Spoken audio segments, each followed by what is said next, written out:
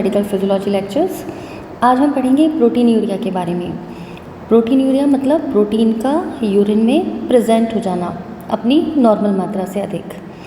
तो जब भी प्रोटीन का एक्सक्रीशन जो है यूरिन में more than 100 milligram per day होता है, उस कंडीशन को बोलते हैं प्रोटीन यूरिया।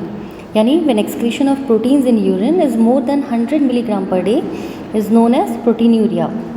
प्रोटीन यूरिया कई टाइप्स का हो सकता है, तो बेसिकली इसे 4 टाइप बताए गए हैं यहाँ पे। पहला होता है ग्लोमेरुलर प्रोटीन यूरिया, जो ग्लोमेरुलर कैपिलरीज के लेवल पे होता है। दूसरा होता है ट्यूबुलर प्रोटीन यूरिया, जो ट्यूबुलर रीएब्जॉर्प्शन में कहीं भी परेशानी की वजह से प्रोटीन्स जो है यूरिन में प्रेजेंट होते हैं।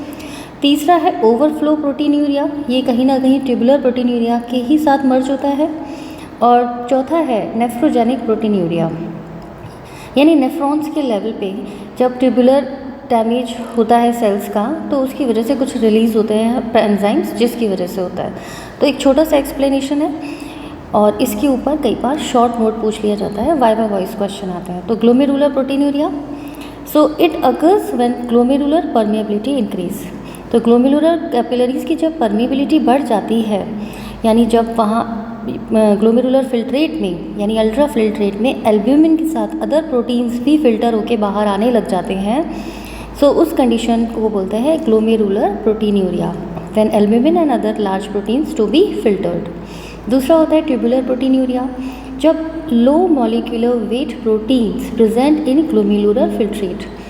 लो molecular weight proteins, so usually जो है जब ये लार्ज अमाउंट में प्रेजेंट होते हैं, that is known as overflow proteinuria. तो when tubular reabsorption for these proteins in impaired, तो जब ट्यूबुलर रीअब्जॉर्प्शन जो है इनका इम्पेयर्ड हो जाता है, तो लार्ज अमाउंट में जो लो मॉलिक्यूलर वेट प्रोटीन्स हैं वो एक्सक्रीट होते हैं यूरिन के अंदर। और ऐसा कहाँ देखने को मिल जाता है? यानी ट्यूबुलो इंटरस्टिशियल डिसऑर्डर्स, यानी ट्यूबुलर जो उसके रीनल ट्यूब्यूल्स होती हैं उनके इंटरस्टिशियल डिसऑर्डर्स में, यानी जब ट्यूब्यूल्स की रीएब्सॉर्प्शन प्रोसेस में कहीं भी परेशानी होती है तो ट्यूबुलर प्रोटीन यूरिया हो जाता है। इसके अलावा एक सिंड्रोम है जिसे फैनकॉनीज सिंड्रोम बोलते हैं। सेम इसी का ही दूसरा वर्जन है कि जब ट्यूब्यूल्स जो है प्रॉपरली रीएब्सॉर्प्शन नहीं कर पाती हैं, तो कुछ अमाउंट में amino acids, glucose, phosphate, bicarbonate, ये सब जो है यूरिन में बहुत ज़्यादा अमाउंट में प्रेजेंट होने लगते हैं। सो उस कंडीशन को बोलते हैं ट्यूबुलर प्रोटीन यूरिया। नेक्स्ट आता है ओवरफ्लो प्रोटीन यूरिया, यानी when amount of low molecular weight proteins filtered exceeds the reabsorptive capacity of the renal tubules. हर एक रीनल ट्यूब्यूल की अपनी कैपेसिटी होती है अपने लेवल पे प्रोटीन को एब्जॉर्ब करने की, ठीक है। जब ये रीएब्सॉर्प्टिव कैपेसिटी से ज़्यादा प्रोटीन जो है ट्यूब्यूल्स में प्रेजेंट हो जाता है, उस कंडीशन में रीएब्सॉर्प्शन जो है वो प्रॉपर नहीं हो पाता और यूरिन में जो प्रोटीन है वो एक्सेस मात्रा में प्रेजेंट होने लगता है। This situation appears when plasma level of low molecular weight protein is increased and that may be found in multiple myeloma.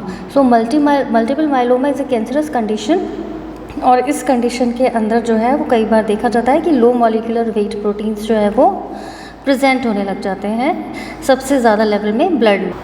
So in multiple myeloma in which large amounts of abnormal protein that is known as Bence Jones protein, ये MCQs में पूछा जाता है कई बार, ठीक है। आज नहीं तो मेडिसिन में कभी भी आपसे पूछा जाएगा, ध्यान रखिएगा। बेंस जोन्स प्रोटीन जो है वो प्लाज्मा में बहुत ज़्यादा अपेयर हो जाता है, क्योंकि मल्टीपल माइलोमा के पेशेंट में जो प्लाज्मा सेल्स होती हैं, ये प्लाज्मा सेल्स जो है वो आगे कैंसरस हो जाती हैं और मल्टीप्लाई करती हैं, तो इसकी वजह से लो मॉलिक्यूलर वेट प्रोटीन्स जो है वो बढ़ जाता है। नेक्स्ट आता है nephrogenic proteinuria. It occurs when tubular enzymes are released following damage to proximal tubular cells. तो कुछ एंजाइम्स जो हैं वो तब रिलीज़ होते हैं जब प्रॉक्सिमल ट्यूबुलर सेल्स में कोई डैमेज होता है, और ये जो एंजाइम्स होते हैं कौन कौन से हो सकते हैं? एन एसिटाइल बी ग्लूकोसैमिनीडेज, NAG, जिसे हम NAG भी बोलते हैं। नेक्स्ट आता है gamma glutamyl transferase YGT, gamma GT।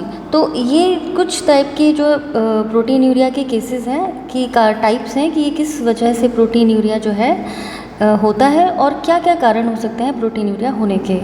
So I hope आपको प्रोटीनूरिया से ये चैप्टर समझ में आया होगा। इसी तरह के और फिजियोलॉजी के चैप्टर पढ़ने के लिए हमारे साथ जुड़े रहिए।